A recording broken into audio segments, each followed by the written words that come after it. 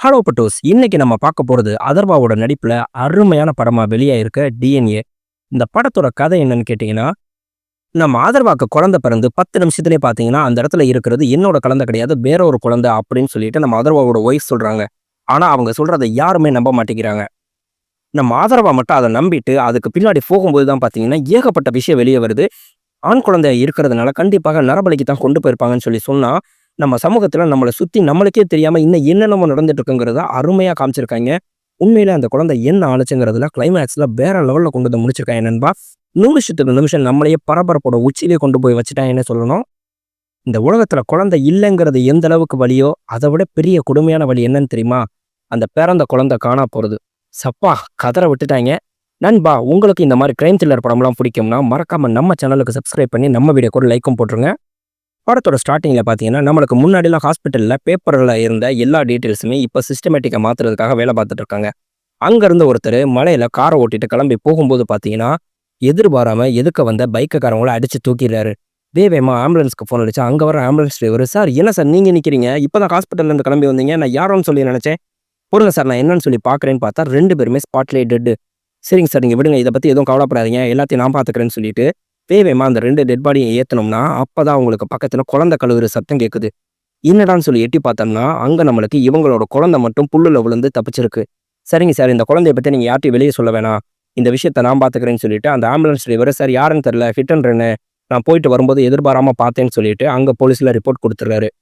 அங்க ஹாஸ்பிட்டல்ல உட்கார்ந்துட்டு இருக்கும்போது பார்த்தீங்கன்னா, பக்கத்துல ஒரு ஒய்ஃப் பிரசவ வார்டுல இருக்காங்க.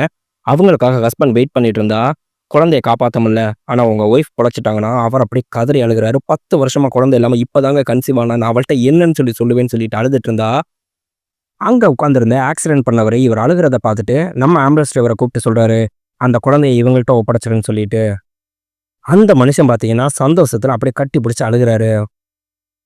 இங்க ஆக்சிடென்ட் பண்ணவர்ட்ட வந்து சொல்றாரு, "இன்னும் ஏன் சார் ஒரு மாரி இருக்க? அதான் எல்லா பிரச்சனையும் முடிஞ்சுல. நீ தான் தப்பிச்சிட்டேல்லன்னா, தப்பு பண்ணவன் என்னைக்குமே தப்பிக்க முடியாது. அந்த தண்டனையிலிருந்து கொஞ்ச நாள் தள்ளி போலாம். அவ்வளவுதான்." அப்படிங்கிறதோட இப்ப நம்மளுக்கு கதை மறுபடியும் ஸ்டார்ட் ஆகுது. இப்ப நம்ம ஹீரோ அதர்வாவ காட்டுறாங்க. அவர் பார்த்தீங்கன்னா, கொஞ்சம் ஸ்பெஷல் சைல்டு. ரொம்ப டிஃபரன்ஸ் தெரியாது. மைனரான சின்ன சின்ன ஃபால்ட் மட்டும் அவர்ட்ட இருக்கும். அவரோட லவ் பண்ண பொண்ணு பார்த்தீங்கன்னா, அவர விட்டுட்டு போயிருது. அதனால ரொம்பவே சோகமா தண்ணி அடிச்சுட்டு பிச்சைக்காரங்களோட சுத்திக்கிட்டு இருக்காரு. அவரோட ஃப்ரெண்ட்ஸு கஷ்டப்பட்டு சமாதானம் பண்ணி, இங்க அவர வீட்டுக்கு கூட்டிட்டு வந்தா, அவங்க அப்பா சேத்தனு. அவங்க வந்து நல்ல பணக்காரவங்க. அது மட்டும் இல்லாம அவங்க குடும்பத்துல எல்லாருமே நல்லா படிச்சவங்க. இவர் இப்படி நல்ல போதையில உள்ள வந்தா, அவங்க அப்பா சேத்தன் கண்ட மாணிக்க புடிச்சு திட்டுறாரு. "நீ எல்லாம் உயிரோட இருக்கிறதுக்கு செத்து போயிரலாம், செஞ்சிடலாம். என் குடும்பத்தையே கேவலப்படுத்துறதுக்குன்னு" சொல்லிட்டு. அவரோட தம்பி பிரகாஷ் பார்த்தீங்கன்னா, இன்னொரு பொண்ண லவ் பண்ணிட்டு இருப்பாரு. அண்ணனுக்கு கல்யாணம் ஆகாததுனால தம்பிக்கு கல்யாணம் முடிக்க முடியலன்னு சொல்லிட்டு இருப்பாங்க. அன்னைக்கு ஒரு நாள் பார்த்தீங்கன்னா, அவர் தம்பி லவ் பண்ற பொண்ணு வீட்லேருந்து இவர மாப்பிள்ளை வீடு பார்க்கறதுக்காக எல்லாரும் வந்திருப்பாங்க. இவரு நல்ல போதையில போய் அங்க உட்கார்ந்திருந்தா, இவர் பேசுறது இவரோட ஸ்டைலையே வச்சு இவருக்கு இருக்க ப்ராப்ளம் என்னங்கிறதையும் தெரிஞ்சுட்டு, அந்த பொண்ணு வீட்டுக்காரங்க ஒரே ஒரு வார்த்தை தான் சொல்றாங்க. "நாங்க எதுவும் சங்கடப்படல. ஆனா தயவு செய்து உங்க மூத்த பையனுக்கு ஏதாவது பண்ணி கல்யாணம் பண்ணி வச்சுட்டு, அப்புறமேட்டுக்கு தம்பிக்கு பாருங்க. இல்லன்னா என் பொண்ணுக்கு தான் அசிங்கன்னு" சொல்லிட்டு அங்கருந்து கிளம்பிடுறாங்க. இப்ப நம்ம ஹீரோயின் திவ்யாவ காட்டுறாங்க. அவங்கள பார்த்தீங்கன்னா, மாப்பிள்ளை வீடு பார்க்கறதுக்காக வந்தா, அவங்க அம்மா சொல்றாங்க, "நீ அங்க போய் சிரிக்கக்கூடாது. எதுவும் பேசக்கூடாது. எது கேட்டாலும் தலையாட்டணும். அமைதியா ஆமை மாரி நடந்து போயிட்டு வரணும்னு" சொல்லி சொன்னா, இவங்க டீ, காஃபி எடுத்துட்டு மாப்பிள்ளை வீட்டுக்கு குடுக்க போனா, "ஏம்மா நீ நல்லா பாடுவியா? நல்லா பேசுவியா?" அப்படின்னு சொல்லி கேட்கறாங்க. அவங்க அம்மா அப்படியே சமாளிச்சுட்டு இருக்காங்க. ஒரு லிமிட்டுக்கு மேல இவங்களால அமைதியா இருக்க முடியல. நான் அதெல்லாம் நல்லா பேசுவேன், செய்வேன்னு சொல்லிட்டு இவங்க வழக்கம் போல ரொம்பவே எனர்ஜெட்டிக்கா பேச ஆரம்பிச்சா, அத வச்சு அவங்க கரெக்ட்டா கண்டுபிடிச்சுடுறாங்க. இவங்க சம்திங் ஸ்பெஷல் சைல்டு அப்படிங்கிறத. அவங்க அம்மா அவ்வளோதான் விட்டு விழு விழுன்னு வெளுத்து எடுக்குறாங்க. இப்ப நேரா மறுபடியும் இவங்கள ட்ரீட்மெண்ட் குடுக்குற ஹாஸ்பிட்டலுக்கு கூட்டிட்டு போனா, அங்க இருக்க டாக்டர் சொல்றாரு, "ஏங்க இதுக்காக பிள்ளைய போட்டு அடிச்சீங்களா?" அப்படின்னு சொன்னா, "ஆமா டாக்டர் நல்லா அடி அடின்னு அடிச்சுட்டாங்கன்னா." "திவ்யா ஒண்ணும் இல்ல. நீ வெளிய போய் எத்தன பேஷண்ட் இருக்காங்கன்னு எண்ணிட்டு 5 நிமிஷம் கழிச்சு வா." அப்படின்னு சொன்னா, கரெக்ட்டா அவங்க அதே மாரியே வெளிய போயிட்டு எண்ணிட்டு கரெக்ட்டா 5 நிமிஷம் கழிச்சு வராங்க. அவங்க எதையுமே சொன்னா அத சரியா செய்வாங்கங்க. நீங்க அடிச்சு செஞ்சலாம் அவங்கள மாத்த முடியாது. அவங்க போக்குலயே போய் தான் சரி பண்ணணும். தயவு செய்து புரிஞ்சுக்கங்க. பிள்ளைய இனிமே அடிக்காதீங்க. அதே மாரி யாருக்காவது நீங்க கல்யாணம் பண்ணி வைக்கணும்னு முடிவு பண்ணீங்கன்னா, திவ்யாவோட பிரச்சனை என்னங்கிறத எல்லாத்தையும் ஓப்பனா சொல்லி தயவு செய்து கல்யாணம் பண்ணுங்க. ஏமாத்தி கல்யாணம் பண்ணி அவளோட வாழ்க்கையவே அழிச்சிடாதீங்கன்னு சொல்லி சொல்றாரு. இப்ப நம்ம சேத்தனோட ஃப்ரெண்டு மூலியமா நம்ம ஹீரோயின் திவ்யாவோட ஃபேமிலிய பத்தி தெரிய வருது. இவங்க வீட்ல சமாதானம் பண்ணி, இவனுக்கு இந்த மாரி பொண்ணு தான் கிடைக்கும். இந்த வாய்ப்பையும் நான் விடுறதுக்கு விரும்பலன்னு சொல்லிட்டு, அவன அங்க கூட்டிட்டு போய் உட்கார வச்சுட்டு, அந்த ஃபேமிலிட்ட இவன பத்தி எல்லாத்தையுமே சொல்லிர்றாங்க. அவங்களும் பார்த்தீங்கன்னா, எல்லாத்தையுமே சொல்லி 2 ஃபேமிலியும் தெரிஞ்சு இந்த கல்யாணத்துக்கு முடிவு பண்றாங்க. கரெக்டாக நாள் நிச்சயதார்த்தம் வைக்கிறாங்க. நிச்சயதார்த்தத்தப்ப அந்த பொண்ணு வீட்டிலேருந்து பைத்தியங்கிறத தெரியாமையே இந்தா இவ்வளோ அழகான பையனை ஏமாற்றி தலையில் கட்டுறாங்க போலான்னு சொல்லிட்டு அங்கே பேசிகிட்டு இருந்தா அதை நம்ம அதர்வாவோட ஃப்ரெண்டு கேட்டுறாரு. கேட்டுட்டு வேகமாக வந்து அப்பா இந்த பொண்ணு ஏதோ பைத்தியம்னு சொல்லி சொல்கிறாங்கப்பா, நீங்கள் விசாரிச்சிங்களா செஞ்சீங்களாண்ணா? டேய் அதை பற்றிலாம் நீ தலையிடாத, உனக்கு என்ன, நீ இந்த விஷயத்தில் தலையிடாமல் செய்யணும். ஓ அப்போ எல்லாம் தெரிஞ்சு தான் பண்ணுறீங்களா? அவன் ஏற்கனவே இப்போதான் லவ் பண்ண பொண்ணு விட்டுட்டு போயிட்டாங்கிற ஒரு கண்டத்துலேருந்து வெளியே வந்திருக்கேன், மறுபடியும் அவனை தூக்கி குழியில் தள்ளலான்னு பார்க்குறீங்க. அப்படியெல்லாம் விட முடியாது, அவன் என் ஃப்ரெண்டு. அவனை மறுபடியும் இன்னொரு குழியில் தடுறதுக்கு நான் விட மாட்டேன், செய்ய மாட்டேன்னு சொன்னோம்னா அங்கே இருக்க பொண்ணு வீட்டுக்காரங்க ஏன் உங்கள் பையன் மட்டும் என்ன ஒழுங்கா அவன் பைத்தியக்காரங்களோட தெரிஞ்சது கோயிலாக சுற்றுனது எங்களுக்கு என்ன தெரியாதுன்னு நினச்சிங்களா, செய்யாதுன்னு நினச்சிங்களான்னு சொல்லிட்டு ஆளாளுக்கு சண்டை போட்டால் பொண்ணு வீட்டிலேருந்து வந்து சமாதானம் பண்ணுறாங்க. எங்கள் இந்த பிரச்சனையை பெருசாக்க வேணாங்க, கல்யாணம் முடிச்சதுக்கப்புறம் எதுவாக இருந்தாலும் பேசிக்கலாம் செஞ்சுக்கலாம்னு சொல்லிட்டு இருந்தா நம்ம அதர்வாவை டக்குனு இவர் வாடா எந்திரிச்சு போகலான்னு சொல்லி கூட்டிகிட்டு போனால் ஒரு நிமிஷம் இருன்னு சொல்லிட்டு நேராக நம்மளுக்கு திவ்யாவை கூட்டிகிட்டு மேடையில் ஏறுறாரு. மற்றவங்களுக்கு என்னவோ ஏதோ எனக்கு தெரியாது, எனக்கு இந்த பொண்ணை பிடிச்சிருக்கு, இவனை கல்யாணம் பண்ணிட்டா நான் நல்லா வாழுவேன்னு சொல்லிட்டு எனக்கு நம்பிக்கை இருக்குது. மச்சான் நான் சொல்கிறேன்டா, நல்லா இருப்போம்டா, நாங்கள் நீங்களாம் கூட இருக்கும்போது எங்களுக்கு என்னடா பிரச்சனை அப்படின்னு சொன்னோன்னே நம்ம திவ்யாவால் தாங்க முடியாமல் அப்படியே கண்ணு கலங்கி அழுகிறாங்க. நம்மளை யாருமே வேணாம் அப்படின்னு சொல்லி சொன்னப்போ இவர் தெரிஞ்சே வேணும்னு சொல்லி கல்யாணம் பண்ணிக்கிறாருன்னு சொன்ன உடனே அவங்களுக்கு அவ்வளோ சந்தோஷமாயிருச்சு. இப்போ நம்ம திவ்யாக்கும் அதர்வாக்கும் பார்த்தீங்கன்னா தனியாக ஒரு வீடு எடுத்திருக்காங்க. அவங்களோட லவ் ரொமான்ஸும் ரொம்பவே சந்தோஷமாக போகுது. அவங்க ப்ரெக்னென்ட் ஆகுறாங்க. இப்போ ஃபேமிலி எல்லாமே பார்த்தீங்கன்னா நல்லபடியாக இருக்குது. இவரும் பார்த்தீங்கன்னா வேலைக்கு போக ஆரம்பிச்சிட்டாரு. குடும்பமே அவ்வளோ சந்தோஷமாக போயிட்டுருக்கு. நம்ம திவ்யா கேட்குறாங்க, பிறக்கிற குழந்தை ஒருவேளை என்னை மாதிரி இருந்துச்சுன்னா நீ விட்டுற மாட்டேல, கடைசி வரைக்கும் பார்த்துக்கவே இல்லைன்னா இவர் அப்படியே கண்ணு கலங்கி கவலையப்படாத நல்லபடியாக இருக்குங்கிறாரு. நம்ம திவ்யாவை ஹாஸ்பிட்டலுக்கு ட்ரீட்மெண்ட் கொடுத்துட்டு போகும்போது பார்த்தீங்கன்னா லாஸ்ட் டைம் கொடுத்த மெடிசன் ப்ரிஸ்கிரிப்ஷன் வச்சுருக்கீங்களாண்ணா, அச்சோ எடுத்துகிட்டு வர மறந்துட்டேன்னா நம்ம திவ்யாவுக்கு ஹைலி மெமரி பவர் இருக்கும். அவங்க அதில் இருக்க எல்லா டேப்லெட்டையுமே டக்குன்னு சொல்லிட்டு டாக்டர் இதுதானே கொடுத்தீங்கன்னு சொன்னால் அவங்க கூட இருக்கவங்க எல்லாருமே மிரண்டு போயிடுறாங்க. ஏன்னா இந்த மாதிரி ஏதோ ஒரு குறை உள்ளவங்களுக்கு பார்த்தீங்கன்னா ஏதோ ஒரு விஷயத்தில் அதிகப்படியான ஒரு பவர் இருக்கும். அந்த மாதிரி இவங்களுக்கு இருக்கிறது மெமரி பவர். இப்போ நம்மளுக்கு கவர்மெண்ட் ஜிஹெச்சில் காட்டுறாங்க. ஒரு வயசான பாட்டி பார்த்தீங்கன்னா 2 பையில் ஸ்நாக்ஸ் எடுத்துகிட்டு முறுக்கு வைக்கிற மாதிரி அங்கே ஹாஸ்பிட்டலுக்கு வந்தால் அங்கே இருக்க நர்ஸை பார்த்தோன்னே டக்குன்னு நம்மளுக்கு பெட்டுக்கு பக்கத்தில் பேஷண்ட்டோட அட்டெண்டர் மாதிரி உட்காந்துக்கிறாங்க. ஏமா சொல்லாதம்மா, ஏதோ வயிற்று பொழப்புக்காக பண்ணிகிட்ருக்கேன் அப்படின்னு சொல்லிட்டு அவங்க வந்திருக்க இடம் பார்த்தீங்கன்னா பிரசவ வார்டு. அங்கே கூட்டத்தில் கரெக்டாக பார்த்தீங்கன்னா ஜன்னல் வழியாக சைஸாக ஒரு சின்ன குழந்தைய தூக்கிட்டு சைடில் போய் நின்று அந்த குழந்தைக்கு கத்தாத அளவுக்கு வாயில் ஏதோ ஒரு மயக்க மருந்து மாதிரி கொடுத்துட்டு அவங்க கட்டப்பையில் வச்சு அங்கேருந்து குழந்தைய கடத்திட்டு போயிடுறாங்க. இன்னைக்கு நம்ம திவ்யாவுக்கு டெலிவரி. அவங்களுக்கு பார்த்தீங்கன்னா சுகப்பிரசவமாகவே ஒரு அழகான ஆம்பளை குழந்தை பிறக்குது. குழந்தைய நம்மளுக்கு தொக்குள் கொடியை கட் பண்ணி எடுத்த உடனேவே அப்படியே நம்ம திவ்யாட்ட காமிச்சிட்டு நாங்கள் பிளட் இது எல்லாத்தையுமே க்ளீன் பண்ணிட்டு கொண்டு வந்து தம்பியை கொடுக்குறோம் அப்படின்னு சொல்லி வெளியே இருக்கவங்கள்ட்டே கொண்டு போய் குழந்தைய காட்டுறாங்க. எல்லாருக்குமே அவ்வளோ சந்தோஷம். நம்ம அதர்வாவோட அப்பா பார்த்தீங்கன்னா பிறந்த டயத்தை சொல்லி ஜாதகக்காரர்கிட்ட சொல்கிறாரு, ஆம்பளை பையன் பிறந்திருக்கான் இந்த டயத்துலன்னு சொல்லி சொன்னோடனே யோகக்காரன் கரெக்டான ஒரு நல்ல நேரத்தில் பிறந்திருக்கான், அவன் பெரிய ஆளாக வருவான், நீங்கள் கவலையே படாதீங்கன்னு சொன்னோடனே அவருக்கு அவ்வளோ சந்தோஷமா இருக்குது. இப்போ நம்ம குழந்தைய வெண்டிலேட்டரில் வச்சுட்டு தாய்ப்பால் கொடுக்கறதுக்காக இங்கே திவ்யாட்ட கூட்டிகிட்டு வராங்க. எல்லாருமே சந்தோஷமாக குழந்தைய வாங்கிட்டு இந்தடாம்மா தாய்ப்பால் கொடுறானா அவங்க அப்படியே மயக்கம் தெளிஞ்சு எழுந்திரிச்சு குழந்தைய கையில் வாங்கிட்டு அப்படியே மிரண்டு போயிட்டு அம்மா என் குழந்தை எங்கம்மா அப்படின்னு கேட்டால் சுற்றி இருக்க எல்லாரும் மிரண்டு போயிறாங்க. திவ்யா என்னம்மா சொல்கிற, இந்த இடத்துல உன் குழந்தைனா? இல்லைம்மா இது ஏன் குழந்தை இல்லைம்மா, ஏன் குழந்தை எங்கம்மான்னு கேட்டால் அவ்வளவுதான் நம்மளுக்கு வச்சாம்பாரு ட்விஸ்ட்டுன்னு மிரண்டு போயிடுறாங்க எல்லாரும். அங்கே இருக்க ஹாஸ்பிட்டல் நர்ஸ் எல்லாருமே பேசுகிறாங்க. டாக்டர் பேசினாலும் அவங்க ஒத்துக்க மாட்டேங்கிறாங்க. என் குழந்தைய எனக்கு தெரியாதா, நான் தான் பார்த்தேன், இது என் குழந்தை கிடையாதுன்னா ஹாஸ்பிட்டலோட டீனும் வந்து பேசுகிறாங்க. இல்லடாமா இதுதான்டா உன் குழந்தை, நம்மளுக்கு டேக் எல்லாமே கரெக்டாக இருக்குது, எல்லாமே நம்மளுக்கு ப்ராப்பராக தான்டா இருக்குன்னா கிடையவே கிடையாதுன்னு சாதிக்கிறாங்க. இவங்க வேகமாக போய் சிசிடிவி எல்லாத்தையுமே செக் பண்ணிவிட்டு நம்ம அதர்வாட்டை காமிக்கிறாங்க. எல்லாமே ப்ராப்பராக தான் சார் இருக்குது, இவங்க ஏதோ கன்ஃபியூஷனில் இருக்காங்க, மேரேஜுக்கு முன்னாடி எதுவும் இவங்களுக்கு ப்ராப்ளம் இருந்துச்சான்னு சொல்லி கேட்டால் ஆமாம் மேடம் மேரேஜுக்கு முன்னாடி தான் இருந்துச்சு, ஆனால் மேரேஜுக்கு அப்புறம் இவங்களுக்கு எந்த ப்ராப்ளமே கிடையாதுன்னா நீங்கள் ஏன் அதை எங்கள்கிட்ட முன்னாடி இன்ஃபார்ம் பண்ணல, அந்த ப்ராப்ளத்தினால தான் இவங்க ஏதோ ஒன்று அலிஷினேஷன் பண்ணிவிட்டு இது ஏன் குழந்தை இல்லைன்னு சொல்லி சொல்கிறாங்க. யாருமே திவ்யாவை நம்ப மாட்டேங்கிறாங்க. ஆனால் அதர்வாக்கு மட்டும் கண்டிப்பாக திவ்யா அப்படி மாற்றி சொல்ல மாட்டாளே அப்படின்னு சொல்லிட்டு நேராக போலீஸில் கம்ப்ளைண்ட் கொடுத்துறாரு. போலீஸ் இங்கே வராங்க. ஹாஸ்பிட்டல் டீன்லேருந்து எல்லாரையும் விசாரிக்கிறாங்க. சிசிடிவி எல்லாத்தையுமே செக் பண்ணி பார்த்தா எல்லாமே ப்ராப்பராக தான் இருக்குது சார். உங்கள் ஃபேமிலியில் இருக்கவங்களே திவ்யா வந்து சும்மா தான் சொல்கிறா, அவளுக்கு தெரியலன்னு சொல்லிட்டு சொல்கிறாங்க. நீங்கள் மட்டும் எப்படி சார் நம்புறீங்கன்னா, சார் திவ்யாவை பற்றி எனக்கு தெரியும், அவள் ஒரு தடவை ஒரு விஷயத்த பார்த்தோன்னா அவ்வளோ சீக்கிரத்தில் மறக்க மாட்டா, இதில் ஏதோ ஒரு தப்பு நடந்திருக்கு சாருங்கிறாரு.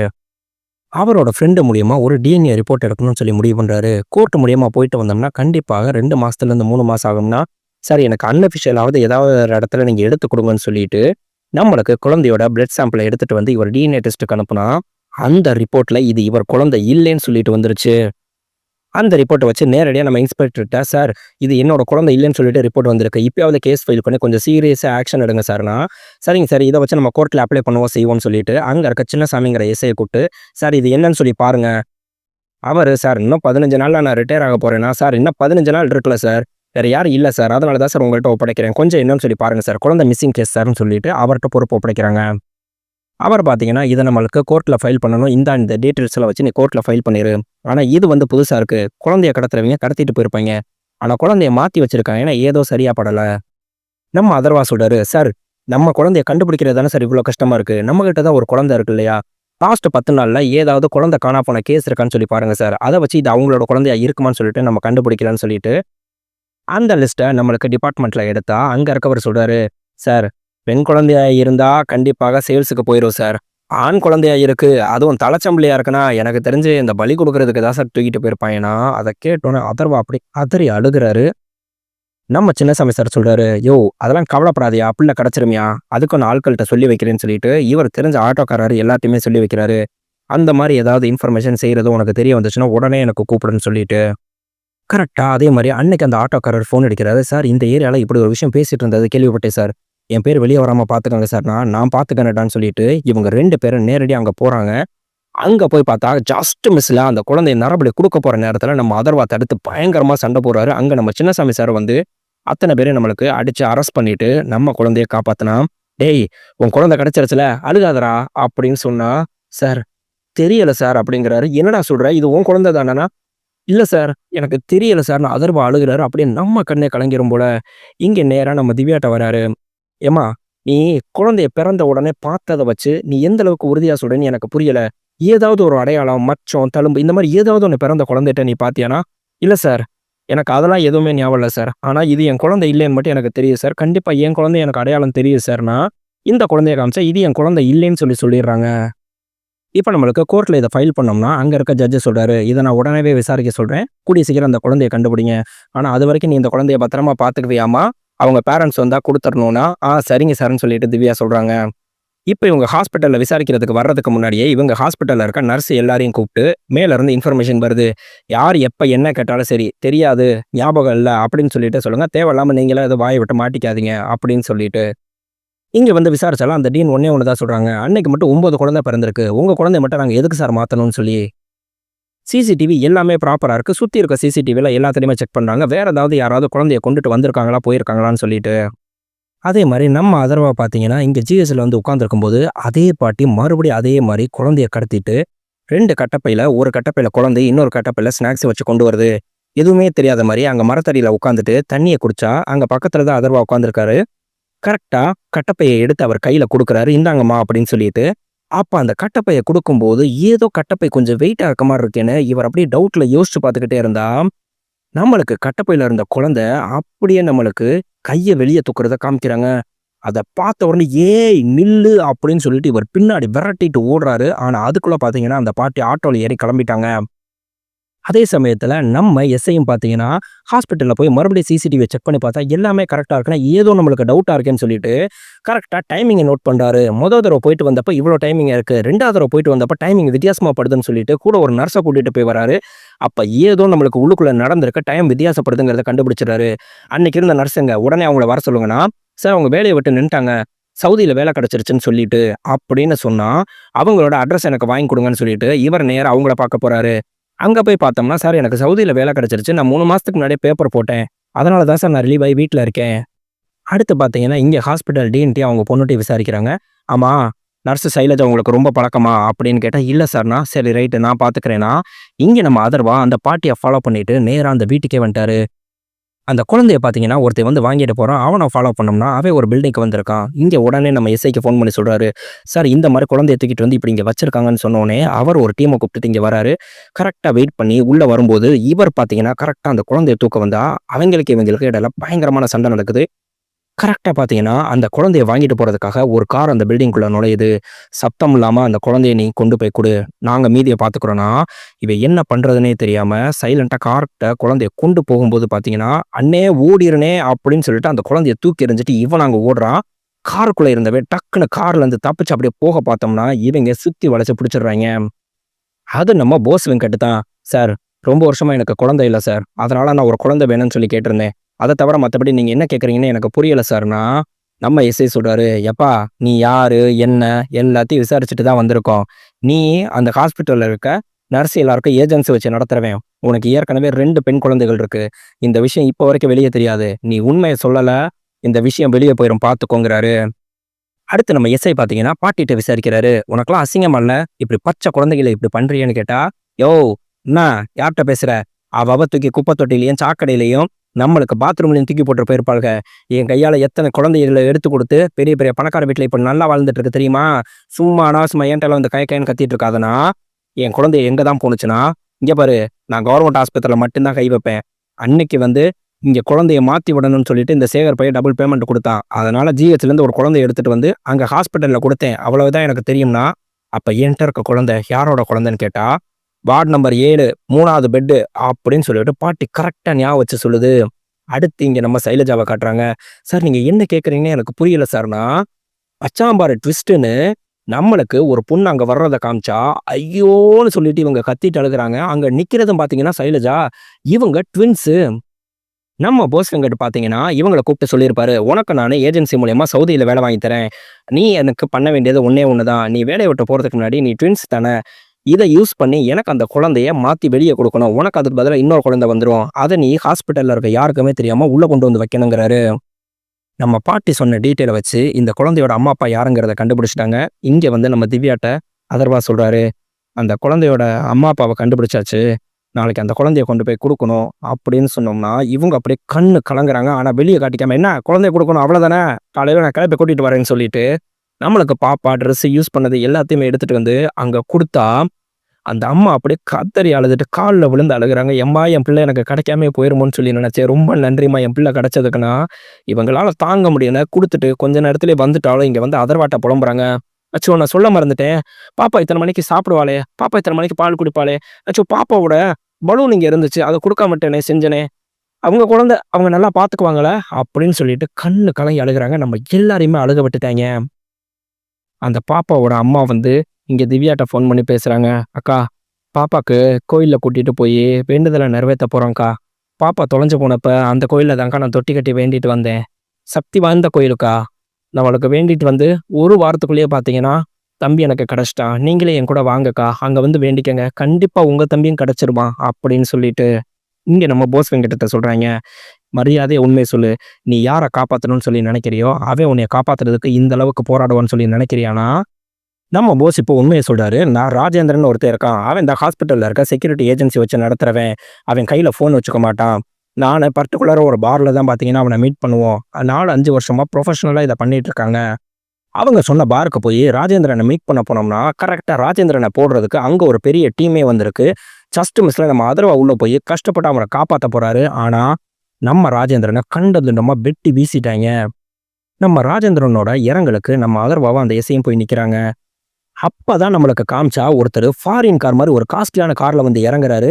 அது யாருன்னு சொன்னா, நம்மளுக்கு ஃபர்ஸ்ட் சீன்ல காமிச்சாங்கல்ல, ஒரு ஆக்சிடென்ட் பண்ணிட்டு குழந்தைய மாத்தி குடுத்தது. அந்த மாத்தி குடுத்த ஆம்புலன்ஸ் டிரைவர் தான் இந்த ராஜேந்திரன். அவர் கூட இருந்தவர் தான் இப்ப நம்மளுக்கு ஃபாரின் கார்ல வந்து இறங்குனவரு. நம்ம ஆதரவா எஸ்ஐட்ட சொல்றாரு, "சார் நீங்க ஏற்கனவே ஜெயில்ல ஒரு மர்டர் கேஸ பிளான் பண்ணியிருந்தாங்கன்னு சொல்லி ஒரு கறிக்கடைக்காரன விசாரிச்சீங்க இல்லையா? இப்ப நம்மளுக்கு ராஜேந்திரன கொலை பண்ணியிருக்கிறத பார்த்தா, அவங்கள போய் மறுபடியும் விசாரிச்சா ஏதாவது தெரியும்னா?"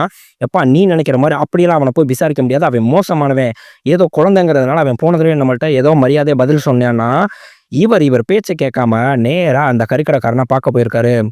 அவன் விட்டு அடின்னு அடிச்சு நம்ம அதர்வாவ உட்கார வச்சுட்டு, இங்க எஸ்ஐக்கு ஃபோன் அடிச்சா, எப்பா அவன எதுவும் பண்ணிறாதப்பா. குழந்தை பாசத்துல அப்படி வந்து பண்ணிட்டான்ப்பா. நான் இந்த உடனே வர்றேன்ப்பான்னு சொல்லிட்டு, இங்க நேரா அங்க வந்தோம்னா குடோனுக்கு, நம்ம அதர்வா அப்பதான் பார்ப்பாரு, அவனோட அடியாள்ல ஒருத்தன் பச்சை குத்தி இருக்கத. அதே பச்சை தான் ராஜேந்திரன போட்டவனும் பச்சை குத்தி இருந்தானா, "சார் இவன் தான் சார் ராஜேந்திரன போட்டான். நான் பார்த்தேன் சார்ன்னு" சொல்லிட்டு அத்தன பேரையும் அடிச்சு விசாரிச்சோம்னா, இப்ப நம்மளுக்கு கரெக்ட்டா பழைய ஃபிளாஷ்பேக் சீனுக்கு போறாய்ங்க. ஹாஸ்பிட்டல்ல ஒரு குழந்தை இறந்து போனதுக்காக இவங்க ஆம்புலன்ஸ் டிரைவர் தூக்கிட்டு வந்த குழந்தைய குடுத்திருப்பாங்க இல்லையா? அவரு ஒரு கர்ச்சீப் நெறைய நகை எடுத்துட்டு வந்து குடுக்குறாரு. "சார் 12 வருஷமா வரமா தவம் இருந்தோம் சார். எங்க குழந்தை இப்படி இறந்து போயிருச்சு. ஆனா நீங்க தான் சார் இப்படி குடுத்து காப்பாத்துனது. இந்தாங்க சார் இத வச்சுக்கங்க சார்ன்னு" குடுத்துட்டு போனா, அந்த டாக்டரு, "இந்தா நீயே வச்சுக்கன்னு" சொல்லிட்டு அந்த ஆம்புலன்ஸ் டிரைவர்ட்ட தள்ளிவிட்டா, அவரு பாதி பாதியா எடுத்துட்டு, "சார் நீங்க பாதி, நான் பாதி எடுத்துக்குவோம் சார்ங்கிறாரு." அடுத்து கொஞ்ச நாள்லயே பார்த்தீங்கன்னா, அவரு இவங்கள கூப்பிட்டுட்டு அனுப்பி, "சார் எங்களுக்கு அதே மாரி இன்னொரு குழந்தை வேணும் சார். என்னோட நண்பன் சார். 10 வருஷமா குழந்தை இல்லாம படாத பாடுபடுறான் சார். நீங்க ஹாஸ்பிட்டல்லயே இருக்கீங்க சார். யாராவது குழந்தை வேணான்னு சொல்லுவாங்கல்ல சார். அந்த குழந்தைய எங்களுக்கு நீங்க எடுத்து குடுங்க சார். நீங்க எவ்வளவு கேட்டீங்கனாலும் தர்றேன்" அப்படின்றாய்ங்க. நம்மளுக்கு ஹாஸ்பிட்டல்ல குழந்தை பிறந்த எல்லா டீட்டெயிலுமே பேப்பர்லேருந்து சிஸ்டம்க்கு மாத்துறாங்க இல்லையா?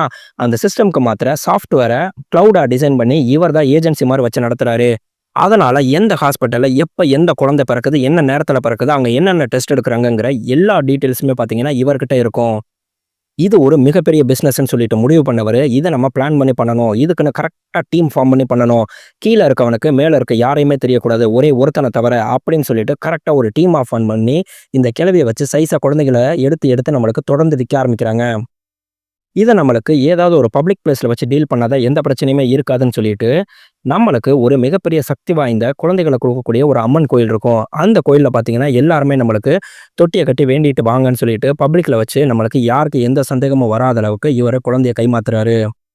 எப்பயுமே நம்மளுக்கு வர ரெஃபரன்ஸ் பெயிண்டா இருந்தா மட்டும் தான் இருக்கணும். ஏன்னா, ஏற்கனவே நம்மள்ட்ட இருந்து குழந்தைய வாங்கிட்டு போனவன் எந்த வகையில அடிச்சு கேட்டாலும் உண்மைய சொல்ல மாட்டான். ஏன்னா, அவன் குழந்தைய மாட்டுன்னு சொல்லிட்டுன்னு சொல்லி ப்ரொஃபஷனலா பண்றாரு. இவங்கள்ட்ட வர்றவங்க ஃபுல்லா ஒவ்வொரு நாளும் வித்தியாச வித்தியாசமா பெரிய பெரிய கோடீஸ்வரனா வர ஆரம்பிக்கிறாங்க.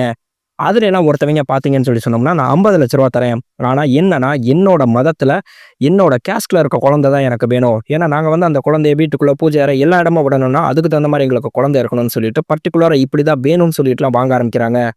இதுல நம்மளுக்கு ஹை லெவல்ல வந்தது தான் பார்த்தீங்கன்னா, இப்ப நம்மளுக்கு ஒரு கேஸு.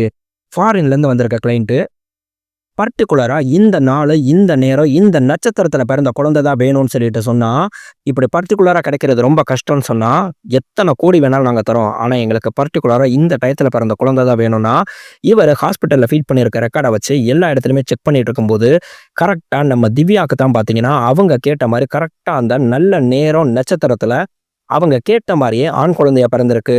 அதனால தான் அந்த குழந்தைய தூக்கணும்னு சொல்லி முடிவு பண்ணியிருப்பாங்க. அதுக்காக அதே டயத்துல பிறந்த வேற ஒரு குழந்தைய தூக்கி இங்க இடமும் மாத்திருப்பாங்க. இவர் எப்பயுமே பார்த்தீங்கன்னா, அந்த கோயில்ல தான் வச்சு எல்லா டீலிங்குமே பேசுறதுனால, அங்க இவங்க வந்து கேட்ட உடனே, "சரி ரைட்டு, அந்த மரத்துல போய் ஒரு தொட்டில கட்டிட்டு வாங்கன்னா, தொட்டில் கட்டுனா குழந்தை கிடைச்சிருமான்னா?" "எல்லாம் ஒரு நம்பிக்கை தானே சார், கட்டிட்டு வாங்க." குழந்தை கிடைச்ச உடனே அந்த தொட்டில கழட்டிறணுமா, அதுதான் அந்த கோயிலோட சாஸ்திரம்.